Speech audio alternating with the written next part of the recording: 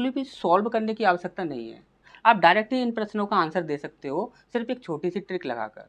और वो छोटी सी ट्रिक क्या है उसे ध्यान से समझिएगा। आप सेकंडों में इस प्रश्न का आंसर दोगे, कैसे दोगे ध्यान से समझिएगा। ये भी आपका एनटीपीसी में ही पूछा गया प्रश्न है, सारे ही आपके एनटीपीसी में पूछे गए प्रश्न है, ठीक।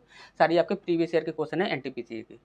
अब यहाँ पर देखिए, यहाँ पर बोला गया है कि यदि कोई राशि साधारण ब्याज पर निवेश की जाती है तो वह 8 वर्ष में 3 गुनी हो जाती है, यानी कि 8 वर्ष में 3 गुनी हो जाती है, तब 12 वर्ष में यह स्वयं की कितनी गुनी हो जाएगी, ये हमसे यहाँ पर पूछा गया है।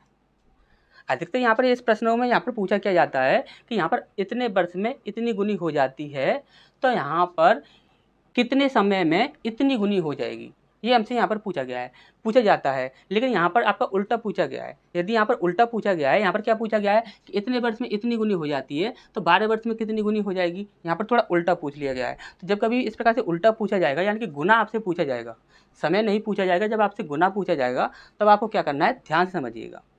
हमने बोला कि फर्स्ट टाइम पर आपको क्या करना है कि 1 घटाना है, लास्ट टाइम पर 1 बढ़ाना है। नहीं समझ आया हो ध्यान समझ लीजिएगा। फर्स्ट टाइम पर 1 घटाना है और लास्ट टाइम पर 1 जोड़ना है। हमने बोला कि यहाँ पर कितना गुना बोला गया है, 3 गुना बोला गया है। तो हमने बोला कि फर्स्ट टाइम पर 1 घटाना है, तो हमने 1 घटा दिया, कितना आ गया आपका 2 आ गया।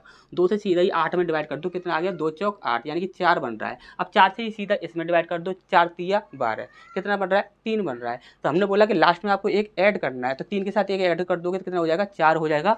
तो 4 गुना आपका आंसर हो जाएगा। यदि फिर भी आपको अच्छे से समझ ना आया हो तो दोबारा समझ लीजिए। फर्स्ट टाइम पर आपको क्या करना है, फर्स्ट टाइम पर आपको 1 घटाना है और लास्ट टाइम पर 1 जोड़ देना है।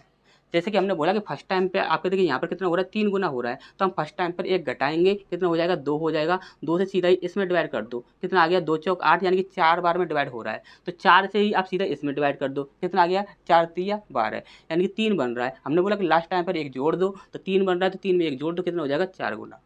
अच्छे समझ आ गया होगा। नेक्स्ट क्वेश्चन की ओर बढ़ते हैं, उसमें क्या ट्रिक लगेगी उसे देखते हैं।